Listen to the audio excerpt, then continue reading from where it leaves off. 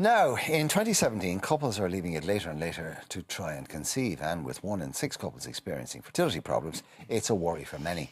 They're not really leaving it later, it's just happening later. That's the way of things. A healthy lifestyle, a balanced diet and exercise are all important when trying for a baby, but there are some other things that men can do to improve their fertility. Joining me on the sofa now is consultant nutritionist Gay Godkin and James Doherty, who's been writing on his website, Scantily Dad, all about his fertility battle. Viewers might remember that James joined us on the show last month with his partner and the most beautiful kids in the world. So a happy result there eventually, but you had a long road to get there in the end.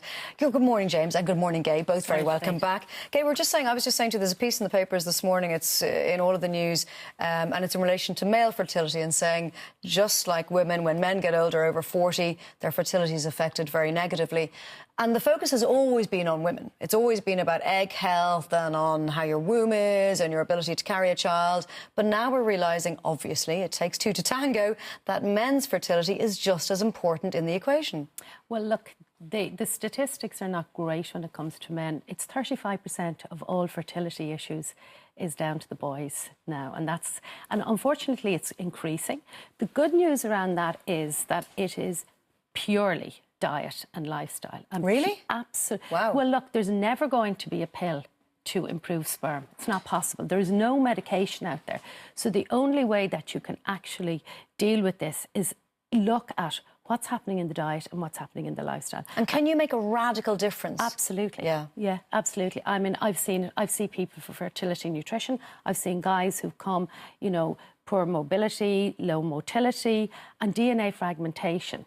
There is no treatment, as I say, other than getting the nutrients in, hugely important, specific nutrients. What you need to be clever about here, and that's why this new supplement, this Proceive new supplement, it's very cleverly designed because it has all of the nutrients in there. Now, there's many supplements out there that have much more concentrations of certain nutrients. So that's not a good idea. What are the nutrients that men need to be looking for and putting into their diet and taking a certain supplement? So what are the key ones we're looking for? Well, there's certain amino acids which would be missing. The Irish diet's bad, you know. There's certain amino acids, there's certain fatty acids like your omega-3s, there's your vitamin Ds, your zinc, your selenium. So zinc, selenium, omegas, selenium, CoQ10, vitamin C, Bs. You know, there's a lot of stuff. There is a lot of stuff, because the issue here is that you're looking at combining a lot of what we call antioxidants, because sperm is so volatile and it's wide open to peroxidation, which simply means it goes off the changes occur. So it's made every 74 days. So when you're trying to develop it and improve it, you're always looking at a 90-day protocol. So it is about getting in the nutrients. Like, for example, a lovely study came out recently from Harvard looking at the effect of processed meat.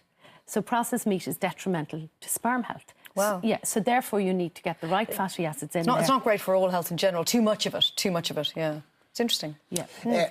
Interesting enough, there's a huge gender difference in terms of how we approach this. Women who are having problems with fertility or want to have children are very open about it. They go on crusades to do something about it. Men who have problems with that go into denial or pretend it's not happening. They certainly don't talk about it. It's not kind of like they're not down the pub going, "Oh God, I'm having a problem with my motility." Or am I wrong, James? No, you're absolutely right. I didn't talk about it when we were going through IVF treatment. I had issues with my fertility. It was the motility of the sperm, and morphology was the issue. The quality was low. And why didn't you talk about it? Did you feel like you were embarrassed? You were embarrassed. Yeah. It's not talked about amongst men, and it wasn't until after, you know, with everything being and done, that we decided, okay, I'm going to write about this and try help people and talk about it. And have a huge amount of men said, Thank you for opening this door. Exactly, yeah. What I want to kind of convey is all the changes that we did make to have successful IVF treatment. One of the things was my nutrition, and I did start taking supplements. I started taking zinc, I started taking selenium. I was reading on the internet what would help the quality of my sperm. And how bad was your diet before and after? Was there much difference? It was quite good, but you strike me as a pretty healthy chap. Yeah, now I am. Yeah, but like, was it a big difference between then and now? Since then, yes, I would say so, yeah. So I started taking supplements individually. I started taking stuff high in antioxidants, eating lots of nuts, fresh fish. I think if you read... I mean, here, the issue with taking supplements, and we have to be very careful, is that the antioxidants are all recycling each other in the body. Yeah. So what you need to think about here is not to go for people come to see me and they're on mega doses of supplements. That may not be a good plan. So what you're looking at... So, for example, why I like the Proceive is that there's 5 years of research gone into this. It's an Irish product. It's looking at the issues that men and women have in Ireland. It's a cleverly designed so that, say, vitamin C recycles vitamin E and CoQ10 is dependent on C and E. Otherwise, they become pro-oxidants. So Googling on the internet and going on mega doses, and myself and James have talked about this, you know, going on mega doses of nutrients may be putting other things out. It might be counterproductive. You know, all of these things are working down on a cellular level. They're also working on your DNA. Is it not possible for us to get what we need from a healthy diet? Do we need supplements? Well, it is possible in a perfect world. OK, but it's difficult in reality. Yes, but in reality, people have busy lifestyles. The planet is polluted. We're toxic.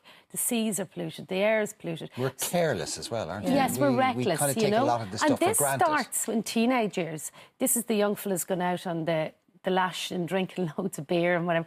And this is set up so it's all about the lifestyle. Being overweight's another huge issue because it's affecting the immune system. So, you know, this is a tricky area. As you said, though, the really positive thing for men is that they make sperm every 74 days, whereas we get the eggs, we're given with... as much as we can improve egg health, you can do an awful lot, as you said, on that 90-day cycle for men to improve their sperm. There's no other way. There's never going to be a pill. There is no medication. So you cannot go to your GP and say, look, I've DNA fragmentation, I've morphology, I've motility. What people then have to do is they have to go for sperm donation. So there's a huge amount of couples who may have to resort to egg donation or sperm donation to have that desired baby. We should say as well, though, if people are taking IVF or they're going for fertility treatment, don't just be hoofing supplements into yourself. Check with your doctor. And if you are struggling to conceive, that's your first port of call, you know. James, you obviously went through a whole series of tests. And I'm just wondering... I don't know what the baseline or how these are calibrated, but where were you when you were tested initially, and then how much did it improve by, for example, changing your lifestyle, nutrition, etc.? Yeah, I went. They say health. There's ABC kind of healthy sperm. A is the strongest, B is the middle strongest, C is the weakest. I think you have to have 25% A, 25% B to consider your sperm healthy or fertile. Initially I had 0. When I started. So on a scale of 1 to 10, you would have been at the bottom? I was at the bottom, yeah. Wow. So before our last IVF treatment, I changed everything. I changed my diet, started taking the supplements, I did everything. Acupuncture, meditation, holistic stuff. It didn't actually work for you, because you used in vitro in the end, didn't you? The third time it did work, it was... But as in the lifestyle changes weren't helping, so you had to go for IVF? Yeah, and I did after the 2 failed IVF treatments, I made changes then to just complete changes to my life. And then the third time I did, for the third try, my sperm had gone from 0 to 13%. Wow. Which is... That's a big leap, isn't it? It's a big leap. Yeah.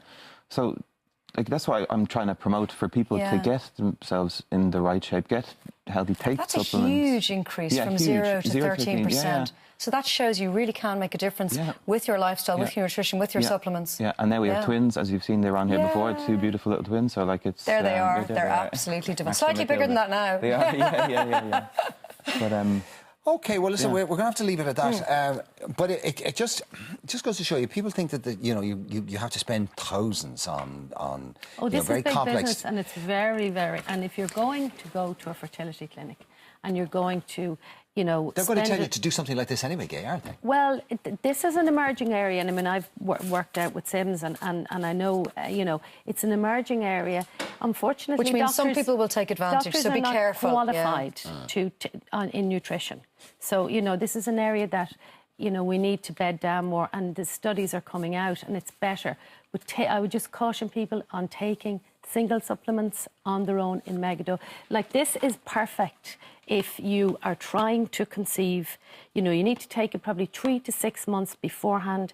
Even if you think there's not going to be an issue, it's an Won't do any harm, will No, it? it won't do any harm, you know. So it's Look, we're going to a have to really leave it at good. that. Thank you both very much indeed. By the way, just for anybody who's interested in the male perspective on this, James got a great, a great blog, and yeah. it's got a great title, I have to say, Scantily Dad.